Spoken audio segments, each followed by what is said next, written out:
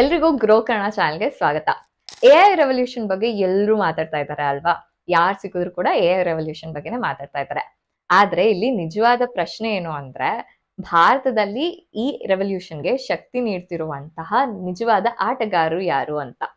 ಹೌದು, ಈಗ ಎಐ ಅಂದ್ರೆ ಚಾಟ್ ಬಾಟ್ಸು ಅಥವಾ ಲ್ಯಾಂಗ್ವೇಜ್ ಮಾಡೆಲ್ಸ್ ಅಷ್ಟೇ ಅಲ್ಲ. ಎಐ ಹಿಂದೆ ಏನಿರುತ್ತೆ ಅಂದ್ರೆ ದೊಡ್ಡ ದೊಡ್ಡ ಕ್ಲೌಡ್ ಇನ್ಫ್ರಾಸ್ಟ್ರಕ್ಚರ್ ಇರುತ್ತೆ, ಕಂಪ್ಯೂಟರ್ ಪವರ್ ಇರುತ್ತೆ, ಅದ್ರ ಜೊತೆಗೆ ಎಂಟರ್ಪ್ರೈಸ್ ಸೊಲ್ಯೂಷನ್ಸ್ ಕೂಡ ಬೇಕಾಗುತ್ತೆ.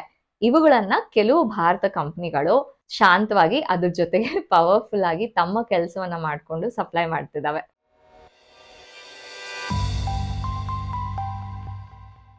ಎಐ ರೆವಲ್ಯೂಷನ್ ಈಗ ಕೇವಲ ಮಾತಾಗಿ ಉಳಿದಿಲ್ಲ ಅಲ್ವಾ, ಇದೊಂದು ರಿಯಾಲಿಟಿ ಅಂತಾನೆ ಹೇಳ್ಬೋದು. ಈಗ ಇದ್ರೊಳಗೆ ಭಾರತ ಹೇಗೆ ಗ್ಲೋಬಲ್ ಲೀಡರ್ ಆಗೋದು ಅನ್ನೋದ್ರ ಬಗ್ಗೆ ತಯಾರಿಯನ್ನ ನಡೆಸ್ತಾ ಇದೆ.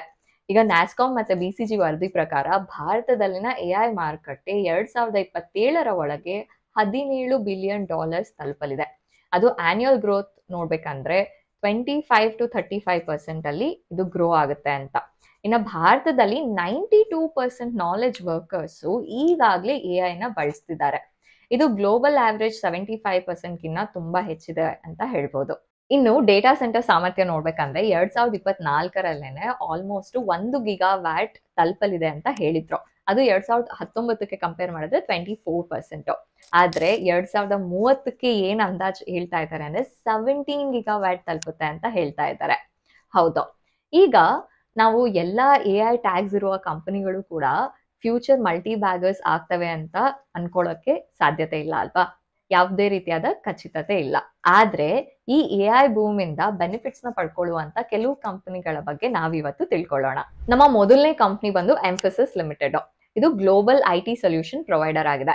ಇದರ ಸ್ಪೆಷಲೈಸೇಷನ್ಸ್ ಬಂದು ಕ್ಲೌಡ್ ಮತ್ತೆ ಎಐ ಬೇಸ್ಡ್ ಸರ್ವಿಸಸ್. ಸೊ ಈಗ ಈ ಕಂಪನಿ ಏನ್ ಮಾಡುತ್ತೆ ಅಂದ್ರೆ ಕಂಪನಿಗಳಿಗೆ ಅಂದ್ರೆ ಬೇರೆ ಕಂಪನಿಗಳಿಗೆ ನೆಕ್ಸ್ಟ್ ಜೆನ್ ಟೆಕ್ನಾಲಜಿನ ಬಳಸಿ ಅವರ ಬಿಸ್ನೆಸ್ ಗಳನ್ನ ಹೇಗೆ ಟ್ರಾನ್ಸ್ಫಾರ್ಮ್ ಮಾಡೋದಕ್ಕೆ ಅನ್ನೋದಕ್ಕೆ ಇದು ಸಹಾಯ ಮಾಡುತ್ತೆ. ಇನ್ನ ಇದರ ವರ್ಟಿಕಲ್ಸ್ ಗಳ ಬಗ್ಗೆ ನಾವು ತಿಳ್ಕೊಳ್ಳೋಣ ಬನ್ನಿ. ಇನ್ನ ಮೊದಲನೇ ವರ್ಟಿಕಲ್ ಬಂದು ಅಪ್ಲಿಕೇಶನ್ ಸರ್ವಿಸಸ್. ಕಂಪನಿಯ ಪ್ರಮುಖ ಆದಾಯ ಏನಿದೆ ಅದು ಇದರಿಂದಾನೇ ಬರುತ್ತೆ. ಎಷ್ಟು ಅಂತ ನೋಡಿದ್ರೆ 72%. ಇನ್ನ ಇದರ ಅಡಿಯಲ್ಲಿ ಅಂತ ನೋಡಿದ್ರೆ ನಾವು ಕಸ್ಟಮೈಸ್ ಸಾಫ್ಟ್ವೇರ್ ಡೆವಲಪ್ಮೆಂಟ್, ಮೇಂಟೆನೆನ್ಸ್ ಮತ್ತೆ ಎನ್ಹಾನ್ಸ್ಮೆಂಟ್ ಕೆಲಸಗಳನ್ನ ನೋಡ್ಬೋದು. ಇನ್ನ ನೆಕ್ಸ್ಟ್ ಒನ್ ಬಂದು BPO ಸರ್ವಿಸಸ್. ಅದ್ರೊಳಗೆ 16% ಶೇರ್ ಇದೆ. ಇದರಲ್ಲಿ ನೋಡ್ಬೇಕಂದ್ರೆ ಕಸ್ಟಮರ್ ಸಪೋರ್ಟ್, ಟ್ರಾನ್ಸಾಕ್ಷನ್ ಪ್ರಾಸೆಸಿಂಗು ಮತ್ತೆ ಕಂಪ್ಲೈನ್ಸ್ ಟಾಸ್ಕ್ ಎಲ್ಲ ಸೇರಿರುತ್ತೆ. ನಂತರದ್ದು ಇನ್ಫ್ರಾಸ್ಟ್ರಕ್ಚರ್ ಸರ್ವಿಸಸ್. ಇದರಿಂದ 12% ಬರುತ್ತೆ. ಇದರಲ್ಲಿ work place management, data centre support ಮುಂತಾದ ಮೊಬಿಲಿಟಿ ಸೊಲ್ಯೂಷನ್ಸ್ ಗಳು ಬರುತ್ತೆ. ಇನ್ನು ಜಿಯೋಗ್ರಫಿ ವೈಸ್ ನೋಡ್ಬೇಕಂದ್ರೆ ನಾವು ಕಂಪನಿಯ 81% ರೆವಿನ್ಯೂ ಏನಿದೆ ಅದು ಕಂಪ್ಲೀಟ್ಲಿ ನಾರ್ತ್ ಅಮೆರಿಕಾದಿಂದ ಬರ್ತಾ ಇದೆ. ಇನ್ನ ಭಾರತದ ಶೇರ್ ಏನು ಅಂತ ನೋಡಿದ್ರೆ ಕೇವಲ 5%. ಈಗ ಕ್ಲೈಂಟ್ ವೈಸ್ ನೋಡ್ಬೇಕಂದ್ರೆ ರೆವಿನ್ಯೂ 50% ರೆವಿನ್ಯೂ ಏನಿದೆ ಅದು ಬ್ಯಾಂಕಿಂಗ್ ಮತ್ತೆ ಫೈನಾನ್ಷಿಯಲ್ ಸರ್ವಿಸಸ್ ಇಂದ ಬರ್ತಿದೆ.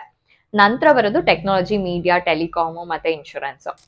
ಈಗ ಫೈನಾನ್ಷಿಯಲ್ ಪರ್ಫಾರ್ಮೆನ್ಸ್ ಹೇಗಿದೆ ಅಂತ ತಿಳ್ಕೊಳ್ಳೋದಕ್ಕೂ ಮುಂಚೆ ಫಸ್ಟ್ ನಾವು ಎಐ ಲೆಡ್ ಸ್ಟ್ರಾಟಜಿ ಏನಿದೆ ಅಂತ ಈ ಕಂಪ್ನಿದು ತಿಳ್ಕೊಳ್ಳೋಣ. ಈಗ FY24 Q4 ಅಲ್ಲಿ ಎಂಫಸಿಸ್ ಒಟ್ಟು ಡೀಲ್ ಪೈಪ್ಲೈನ್ ಏನಿತ್ತು ಅದ್ರೊಳಗೆ ಎಐ ಬೇಸ್ಡ್ ಕೇವಲ 25% ಇತ್ತು. ಆದ್ರೆ FY25 ಕೊನೆ ಹೊತ್ತಿಗೆ ಆಲ್ಮೋಸ್ಟ್ 65% ಇದು ಏರಿದೆ. ಇನ್ನ ಸೇಮ್ ಕ್ವಾರ್ಟರ್ ಅಲ್ಲಿ ನೋಡ್ಬೇಕಂದ್ರೆ ಟೋಟಲ್ ಕಾಂಟ್ರಾಕ್ಟ್ ವ್ಯಾಲ್ಯೂ ಏನಿದೆ ಅದ್ರೊಳಗೆ ಎಐ ಡ್ರಿವನ್ ಎಷ್ಟಿತ್ತು ಅಂದ್ರೆ 59% ಇತ್ತು. ಇನ್ನ ಎಐ ರೋಡ್ ಮ್ಯಾಪ್ ಅಲ್ಲಿ 4 ಹಂತಗಳಿವೆ. ಯಾವ ಹಂತಗಳು ಅಂತ ಫಸ್ಟ್ ತಿಳ್ಕೊಳ್ಳೋಣ ಬನ್ನಿ. ಮೊದಲನೇದಾಗಿ ಸಾಲಿಡ್ ಡೇಟಾ ಫೌಂಡೇಶನ್ ಕಟ್ಟೋದು. 2ನೇ ಸ್ಟೆಪ್ ಬಂದು ಡೇಟಾ ಸೆಕ್ಯೂರಿಟಿ ಮತ್ತೆ ಪ್ರೈವಸಿ. 3ನೇ ಸ್ಟೆಪ್ ಬಂದು ಎಐಗೆ ಬೇಕಾದ ಸ್ಟ್ರಾಂಗ್ ಟೆಕ್ನಾಲಜಿ ಬೇಸ್ ನ ರೆಡಿ ಮಾಡೋದು. 4ನೇ ಸ್ಟೇಜ್ ಬಂದು ಒಂದು ಒಳ್ಳೆ ಎಐ ಕ್ಲಿಯರ್ ಆಗಿರುವಂತ ಎಐ ಸ್ಟ್ರಾಟಜಿನ ರೂಪಿಸೋದು. ಅದು ಯಾವ ಕೀ ಡಿಸೈನ್ ಪ್ರಿನ್ಸಿಪಲ್ಸ್ ಮೇಲೆ ಅಂದ್ರೆ LLM, ಆಗ್ನಾಸ್ಟಿಕ್ ಆರ್ಕಿಟೆಕ್ಚರು, ಡೇಟಾ ಆರ್ಕೆಸ್ಟ್ರೇಷನ್ಸ್ ಮತ್ತೆ ಪ್ರೀ ಬಿಲ್ಡ್ ಕನೆಕ್ಟರ್ಸ್ನೆಲ್ಲ ಕಂಬೈನ್ ಮಾಡಿ ಈ ರೀತಿಯಾದ ಒಂದು ಎಐ ಸ್ಟ್ರಾಟಜಿನ ಡೆವಲಪ್ ಮಾಡೋದು. ಈಗ ಮುಖ್ಯವಾದ ಅಂಶ ಫೈನಾನ್ಷಿಯಲ್ ಪರ್ಫಾರ್ಮೆನ್ಸ್. ಬನ್ನಿ ಏನೇನಿದೆ ಅಂತ ನೋಡೋಣ. 2025ರಲ್ಲಿ ಫೈನಾನ್ಷಿಯಲ್ ಇಯರ್ ಕಂಪನಿಯ ಆದಾಯ ಬಂದು 7.2% ಹೆಚ್ಚಾಗಿದೆ. ಅದು ಎಷ್ಟಕ್ಕೆ ಅಂದ್ರೆ 14,230 ಕೋಟಿ ತಲುಪಿದೆ. ಈ ಬೆಳವಣಿಗೆಗೆ ಮುಖ್ಯ ಕಾರಣಗಳೇನಂದ್ರೆ ಎಐ ಆಧಾರಿತ ಡೀಲ್ಗಳು ಅಂತ ಹೇಳ್ಬೋದು. ಹಾಗೆ ಬ್ಯಾಂಕಿಂಗ್, ಟೆಕ್ನಾಲಜಿ ಮತ್ತೆ ಮೀಡಿಯಾ ಸೆಕ್ಟರ್ಗಳಲ್ಲಿ ಇರುವ ದೊಡ್ಡ ಮಲ್ಟಿ ಇಯರ್ ಕಾಂಟ್ರಾಕ್ಟ್ಸ್ ಅಂತ ಹೇಳ್ಬೋದು. ಅವುಗಳ ಸ್ಕೇಲ್ ಅಪ್ ಕೂಡ ಆಗಿದೆ. ಇನ್ನು ಡೈರೆಕ್ಟ್ ಚಾನೆಲ್ ರೆವಿನ್ಯೂ ಅಂತ ತಗೊಂಡ್ರೆ 7.1% ಜಾಸ್ತಿ ಆಗಿದೆ. ಇಂಟ್ರೆಸ್ಟಿಂಗ್ ಫ್ಯಾಕ್ಟರ್ ಅಂದ್ರೆ ಎಂಪ್ಲಾಯಿ ಕಾಸ್ಟ್ ಕೇವಲ 2.7% ಇನ್ಕ್ರೀಸ್ ಆಗಿದೆ. ಟೋಟಲ್ ಸೇಲ್ಸ್ ಅಲ್ಲಿ ಇದರ ಶೇರ್ ಏನಿದೆ 59.7% ಇಂದ 57.2%ಗೆ ಕಡಿಮೆ ಆಗಿದ್ದು ಐಟಿ ಕಂಪನಿಗೆ ಇದು ದೊಡ್ಡ ರಿಲೀಫ್ ಅಂತ ಹೇಳ್ಬೋದು. ಇನ್ನ ಮ್ಯಾನೇಜ್ಮೆಂಟ್ ಏನ್ ಹೇಳ್ತಾ ಇದ್ದಾರೆ ಅಂದ್ರೆ ದೊಡ್ಡ ಟ್ರಾನ್ಸ್ಫಾರ್ಮೇಶನ್ ಡೀಲ್ಸ್ಗೆ ಸ್ಟಾರ್ಟಿಂಗ್ ನಲ್ಲಿ ಜಾಸ್ತಿ ಹೆಡ್ ಕೌಂಟ್ ಹೈರ್ ಮಾಡ್ತಾರೆ ಅಂತ. ಆಮೇಲೆ ಆಟೋಮೇಷನ್ ಬಂದಾಗ ಆಫ್ ಶೋರಿಂಗ್ಗೆ ಹೆಚ್ಚಾಗುತ್ತೆ ಅಂತ. ಈ ಟ್ರಾನ್ಸಿಷನ್ಗೆ ಸಬ್ ಕಾಂಟ್ರಾಕ್ಟ್ ಸ್ಟಾಫ್ ನ ಯೂಸ್ ಮಾಡ್ತಾರೆ ಅಂತ. ಹೈರಿಂಗ್ ತಗೊಂಡ್ರೆ 90 ಡೇಸ್ ರೋಲಿಂಗ್ ಬೇಸಿಸ್ ನಲ್ಲೇನೆ ಮಾಡ್ತಾ ಇದ್ದಾರೆ. ಹಾಗೆ ಅವಶ್ಯಕತೆ ಇದ್ದಾಗ ಮಾತ್ರ ಹೈರಿಂಗು ಮತ್ತೆ ಪರ್ಮನೆಂಟ್ ಬೆಂಚ್ ಹೈರಿಂಗ್ಸ್ ನ ಅವಾಯ್ಡ್ ಮಾಡ್ತಿರೋದ್ರಿಂದ ಲೀನ್ ಮತ್ತೆ ಕಾಸ್ಟ್ ಎಫೆಕ್ಟಿವ್ ಇದಾಗುತ್ತೆ ಅಂತ ಅವರ ಮಾತು. ಇದರ ರಿಸಲ್ಟ್ ಏನು ಅಂದ್ರೆ ಆಪರೇಟಿಂಗ್ ಪ್ರಾಫಿಟ್ ಏನಿದೆ ಅದು 9.3% ಜಾಸ್ತಿ ಆಗಿ 2647 ಕೋಟಿ ತಲುಪಿದೆ. ಅದೇ ಇದರ ಪರ್ಸೆಂಟೇಜ್ ನೋಡ್ಬೇಕಂದ್ರೆ ಅಂದ್ರೆ ಆಪರೇಟಿಂಗ್ ಪ್ರಾಫಿಟ್ ಮಾರ್ಜಿನ್ ಪರ್ಸೆಂಟೇಜ್ 18.6% ಆಗಿದೆ. 40 ಬೇಸಿಸ್ ಪಾಯಿಂಟ್ಸ್ ಇಂಪ್ರೂವ್ ಆಗಿದೆ ಅಂತ ಹೇಳ್ಬೋದು. ಇದು ಬಾಟಮ್ ಲೈನ್ ಮೇಲೆ ಡೈರೆಕ್ಟ್ ಇಂಪ್ಯಾಕ್ಟ್ ಕೊಟ್ಟಿದೆ, ಯಾಕಂದ್ರೆ ನೆಟ್ ಪ್ರಾಫಿಟ್ 9.5% ಗ್ರೋತ್ ಕಂಡು 1702 ಕೋಟಿ ಆಗಿದೆ. ಇನ್ನು ಇದರ ಗ್ರೋತ್ ಔಟ್ಲುಕ್ ನಾವು ನೋಡ್ಬೇಕಂದ್ರೆ FY26ಗೆ ಮ್ಯಾನೇಜ್ಮೆಂಟ್ ಎಬಿಟ್ ಮಾರ್ಜಿನ್ ಏನಿದೆ 15.75% ಗೈಡೆನ್ಸ್ ಕೊಟ್ಟಿದೆ. ಹೌದು, ಈಗಿನ 15.2% ಗಿನ ಹೆಚ್ಚು ಅಂತ ಹೇಳ್ಬೋದು. ಇನ್ನ FY25 ಟೋಟಲ್ ಕಾಂಟ್ರಾಕ್ಟ್ ವ್ಯಾಲ್ಯೂ ನೋಡ್ಬೇಕಂದ್ರೆ 11,000 crores ಆಗಿತ್ತು. ಅದ್ರೊಳಗೆ ಓವರ್ ಆಲ್ ರೆವಿನ್ಯೂ ಏನಿದೆ 73% ಕಾಂಟ್ರಿಬ್ಯೂಷನ್ ಬಂದಿದೆ. ಇನ್ನ deal pipeline year on year growth ಎಷ್ಟು ಅಂತ ನೋಡ್ಬೇಕಾದ್ರೆ 86% ಇದೆ, ಹ್ಯೂಜ್ ಅಂತ ಹೇಳ್ಬೋದು. ಅದ್ರ ಜೊತೆಗೆ ಲಾರ್ಜ್ ಡೀಲ್ ಪೈಪ್ಲೈನ್ ನೋಡ್ಬೇಕಂದ್ರೆ 154% ಜಾಸ್ತಿ ಆಗಿದೆ, ಇದು ಕೂಡ ಹ್ಯೂಜ್ ಅಂತ ಹೇಳ್ಬೋದು. ಇನ್ನ ಕ್ಲೈಂಟ್ ಬೇಸ್ ನೋಡೋಣ ಅಂತಂದ್ರೆ ಅದು ಕೂಡ ಇನ್ಕ್ರೀಸ್ ಆಗಿದೆ, ಯಾಕಂದ್ರೆ 40ರಿಂದ 160 ಕೋಟಿ ರೇಂಜ್ ನ ಮಿಡ್ ಸೈಜ್ ಕ್ಲೈಂಟ್ಸ್ ಗಳು ಈ ಕಂಪ್ನಿಗಳು ಕೂಡ ಜಾಯಿನ್ ಆಗ್ತಿದಾವೆ ಅಂತ ಹೇಳ್ಬೋದು. ಮತ್ತೊಂದು ಹೈಲೈಟ್ ಏನು ಅಂತ ಅಂದ್ರೆ Mphasis.ai ಮತ್ತೆ ಡೀಪ್ ಇನ್ಸೈಟ್ಸ್ ಪ್ಲಾಟ್ಫಾರ್ಮ್ಸ್ ಗಳನ್ನ ಬಳಸ್ಕೊಂಡು ಇವರು ಕ್ಲೈಂಟ್ಸ್ ಗಳದ್ದು ಕಾಸ್ಟ್ ಪರ್ ಸರ್ವ್ ಇರುತ್ತಲ್ಲ ಅದನ್ನ ಕಡಿಮೆ ಮಾಡಿ ಡಿಸಿಷನ್ ಮೇಕಿಂಗ್ ಗೆ ಸುಲಭ ಮಾಡ್ಕೊಡ್ತಾ ಇದ್ದಾರೆ. ಈಗ ಬ್ಯಾಲೆನ್ಸ್ ಶೀಟ್ ಕತೆ ಏನು ಅಂತ ನೋಡೋಣ ಬನ್ನಿ. FY25 ಅಲ್ಲಿ ಏನಾಗುತ್ತೆ, ಕ್ಯಾಶ್ ಟು ಅಸೆಟ್ಸ್ ರೇಷಿಯೋ 5.8% ಇದ್ದಿದ್ದು ಈಗ 10.9% ಜಾಸ್ತಿ ಆಗಿದೆ. ಈಗ ಕ್ಯಾಶ್ ರಿಸರ್ವ್ಸ್ ಏನಿದೆ 814 crores ಇದ್ದಿದ್ದು ಈಗ 1613 crores ಅಂದ್ರೆ ಡಬಲ್ ಆಗಿದೆ ಅಂತಾನೆ ಹೇಳ್ಬೋದು. ಇನ್ನ ಇದ್ರೊಳಗೆ ಒಂದು ಕ್ಯಾಚ್ ಏನಿದೆ ಅಂದ್ರೆ ರಿಸೀವಬಲ್ಸ್ ಪ್ರೆಷರ್ ಕೂಡ ಜಾಸ್ತಿ ಆಗ್ತಾ ಇದೆ. ಈಗ ಕಂಪನಿಯ ಅನ್ಬಿಲ್ಡ್ ರಿಸೀವಬಲ್ಸ್ ಏನಿದೆ ಅದು 40% ಜಾಸ್ತಿ ಆಗಿದೆ, 1816 ಕೋಟಿ ಆಗಿದೆ ಅಂತ ಹೇಳ್ಬೋದು. ಇದು ಟೋಟಲ್ ಟ್ರೇಡ್ ರಿಸೀವಬಲ್ಸ್ ಅಲ್ಲಿ 64% ಆಕ್ಯುಪೈ ಮಾಡ್ಕೊಂಡಿದೆ. ಇದು ನೆಸೆಸರಿನೇ ನೆಗೆಟಿವ್ ಅಂತ ನಾವು ಅನ್ಕೊಳ್ದೆ ಇದ್ರು ಕೂಡ ಆದ್ರೂ ಇದನ್ನ ಮಾನಿಟರ್ ಮಾಡೋದು ತುಂಬಾನೇ ಇಂಪಾರ್ಟೆಂಟ್ ಆಗುತ್ತೆ, ಯಾಕಂದ್ರೆ ಇದು ಕ್ಯಾಶ್ ಫ್ಲೋನ ಎಫೆಕ್ಟ್ ಮಾಡ್ಬೋದು. ಹಾಗೆ ಹಳೆಯ ರಿಸೀವಬಲ್ಸ್ ಕೂಡ ಹೆಚ್ಚಾಗ್ತಾ ಇದೆ. ಈಗ 1 year 2 year ಏಜ್ ರಿಸೀವಬಲ್ಸ್ ಆಗಿರ್ಬೋದು ಅಥವಾ 3 years ಏಜ್ ರಿಸೀವಬಲ್ಸ್ ಆಗಿರ್ಬೋದು, ಅವು ಕೂಡ ಶಾರ್ಪ್ ಗ್ರೋತ್ ನ ತೋರ್ತಿದಾವೆ ಅಂತ ಹೇಳ್ಬೋದು. ಇನ್ನ ಎಕ್ಸ್ಪೆಕ್ಟೆಡ್ ಕ್ರೆಡಿಟ್ ಲಾಸ್ ಏನಿದೆ ಅದು 31% ಜಾಸ್ತಿ ಆಗಿ 219 ಕೋಟಿ ಆಗಿದೆ. ಅಂದ್ರೆ ಕಂಪನಿ ಡಿಫಾಲ್ಟ್ ರಿಸ್ಕ್ ನ ಕೂಡ ಸೀರಿಯಸ್ ಆಗಿ ಹ್ಯಾಂಡಲ್ ಮಾಡ್ತಾ ಇದೆ. ಇನ್ನ ಕಂಪನಿಯ ಕರೆಂಟ್ PE ಬಂದು 31 ಇದೆ, ಮೀಡಿಯನ್ PE ಎಷ್ಟಿತ್ತು 29. ಈಗ ಈ ಕಂಪನಿಯ ರಿಸ್ಕ್ ಗಳ ಬಗ್ಗೆ ನಾವು ತಿಳ್ಕೊಳ್ಳೋಣ. ರೆವಿನ್ಯೂ ಅಂತ ತಗೊಂಡ್ರೆ 82% ಅಮೆರಿಕ ಇಂದಾನೆ ಬರ್ತಿದೆ, ಅದು ದೊಡ್ಡ ಕಾನ್ಸಂಟ್ರೇಷನ್ ರಿಸ್ಕ್ ಆಯ್ತಲ್ವಾ. ಅಂದ್ರೆ ಬೇರೆ ಬೇರೆ ಕಂಪನೀಸ್ ಗಳಲ್ಲಿ ಅಂದ್ರೆ ಬೇರೆ ಬೇರೆ ಜಿಯೋಗ್ರಫೀಸ್ ಅಲ್ಲಿ ಡೈವರ್ಸಿಫಿಕೇಶನ್ ಆಗಿಲ್ಲ. ಸೊ ಇನ್ನೊಂದು ರಿಸ್ಕ್ ನೋಡ್ಬೇಕಂದ್ರೆ ಟಾಪ್ 10 ಕಂಪನೀಸ್ ಅಂತ ನೋಡಿದ್ರೆ 54% ಬರ್ತಾ ಇದೆ ಟಾಪ್ 10 ಕಂಪನೀಸ್ ಗಳಿಂದಾನೆ. ಸೊ ಅಲ್ಲೂ ಕೂಡ ಒಂದು ಮಾಡರೇಟ್ ರಿಸ್ಕ್ ನ ನಾವು ನೋಡ್ಬೋದು ಕಾನ್ಸಂಟ್ರೇಷನ್. ಈಗ ಮತ್ತೊಂದು ಪ್ರಾಬ್ಲಮ್ ಏನಂದ್ರೆ ಲಾಜಿಸ್ಟಿಕ್ಸ್ ಮತ್ತೆ ಮ್ಯಾನುಫ್ಯಾಕ್ಚರಿಂಗ್ ಸೆಕ್ಟರ್ಸ್ ಅಲ್ಲಿ ಮ್ಯಾಕ್ರೋ ಶಾಕ್ಸ್ ಆದ್ರೆ ಏನಾಗುತ್ತೆ, ಫಸ್ಟ್ ಇಂಪ್ಯಾಕ್ಟ್ ಬೀಳುತ್ತೆ ಅಲ್ವಾ.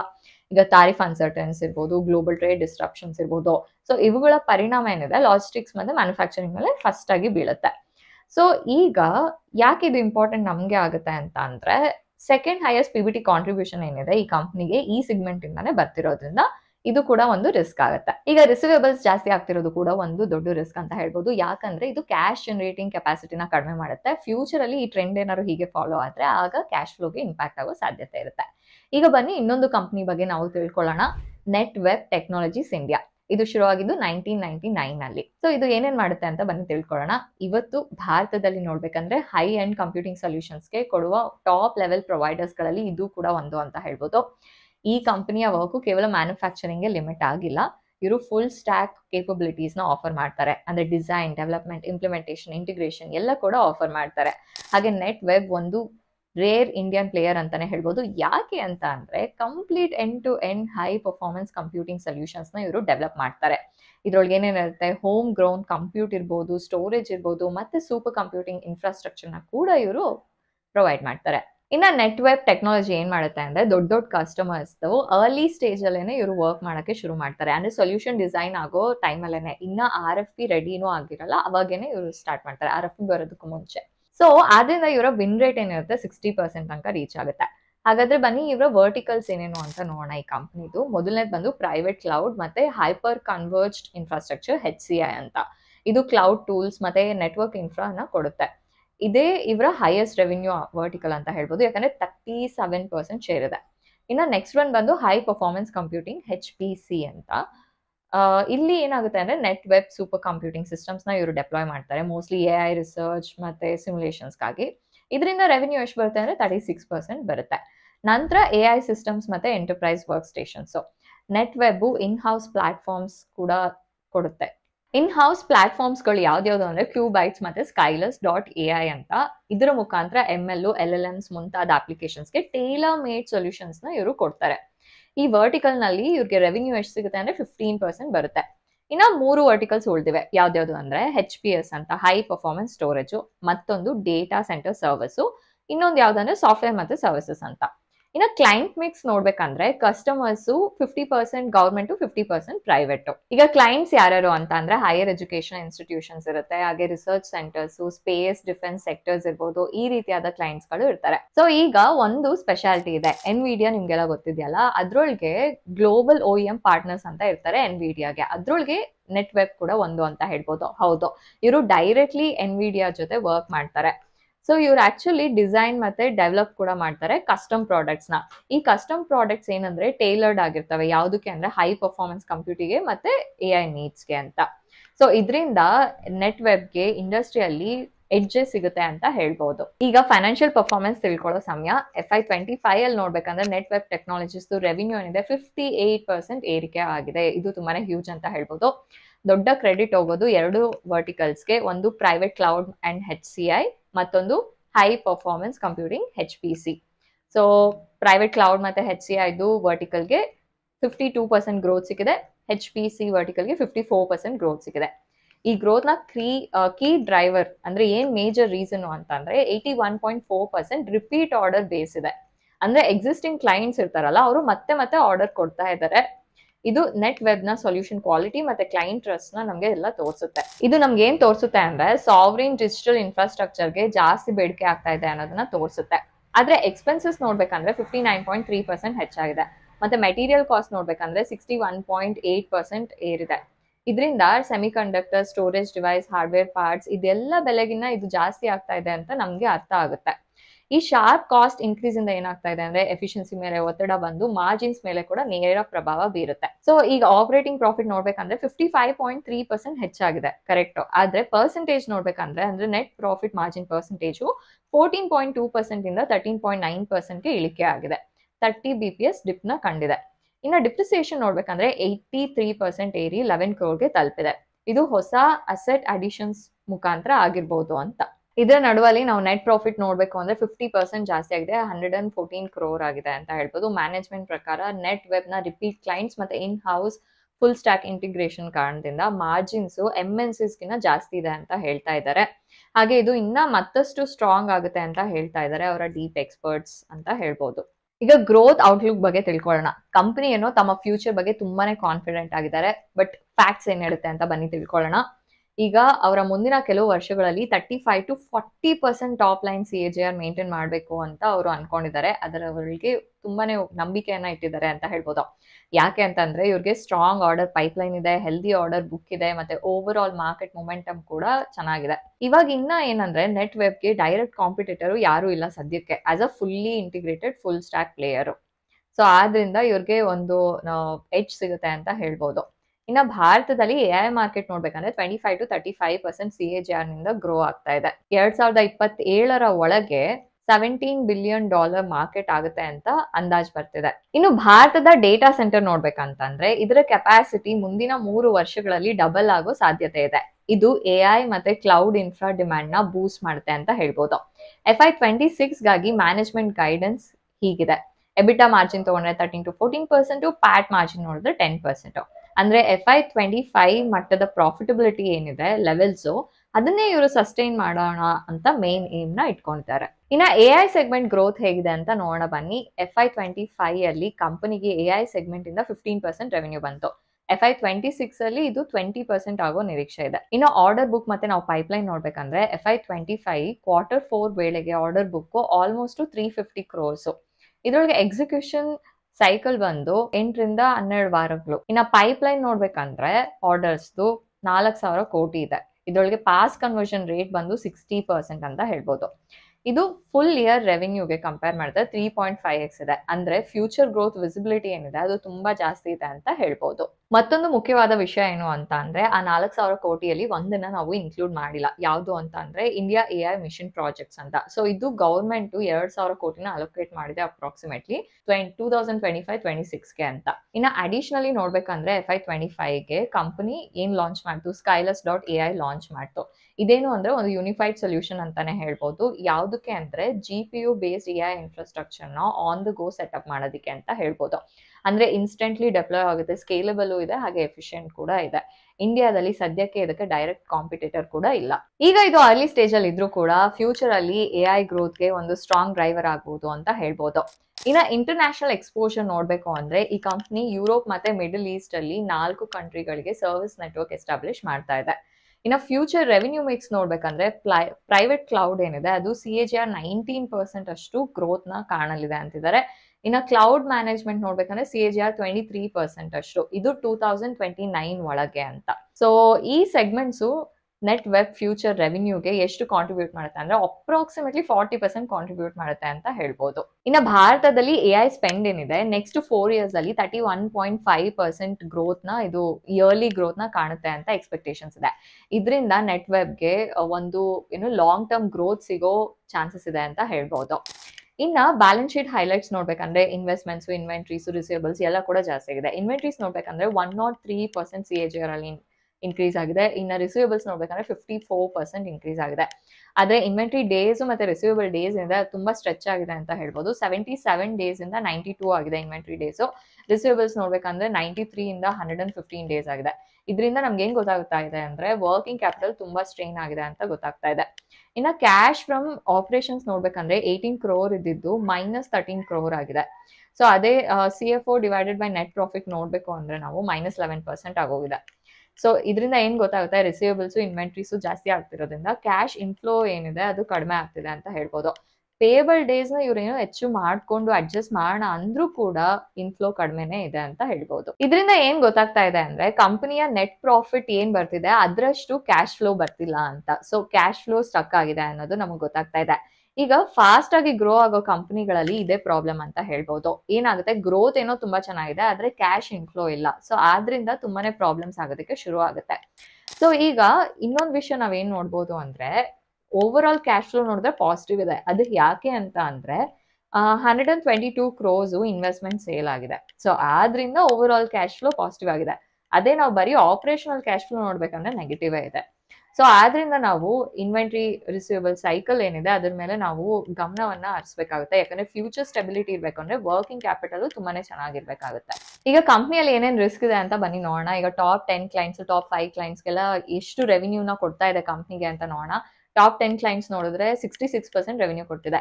FY22 ಅಲ್ಲಿ ಇದು 49.5% ಇತ್ತು. ಅಂದ್ರೆ ಏನಾಗ್ತಿದೆ, ಕಾನ್ಸಂಟ್ರೇಷನ್ ಜಾಸ್ತಿ ಆಗ್ತಾ ಇದೆ.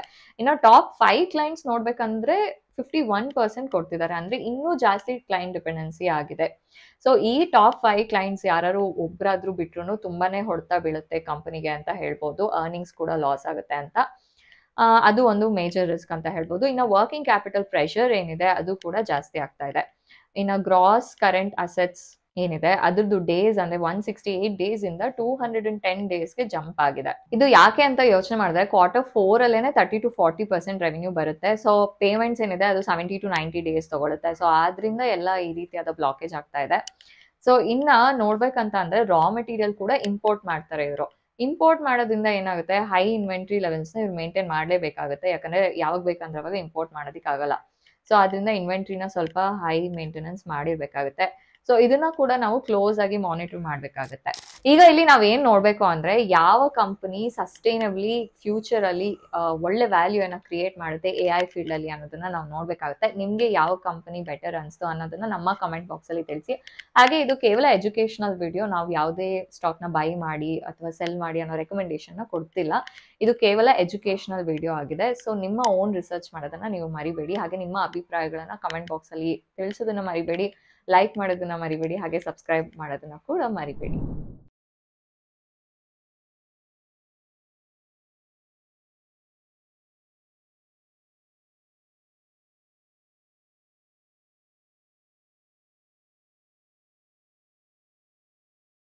Investment in securities market are subject to market risks. Read all the related documents carefully before investing. Please read the risk disclosure documents carefully before investing in equity shares, derivatives, mutual fund, and or other instruments traded on the stock exchanges.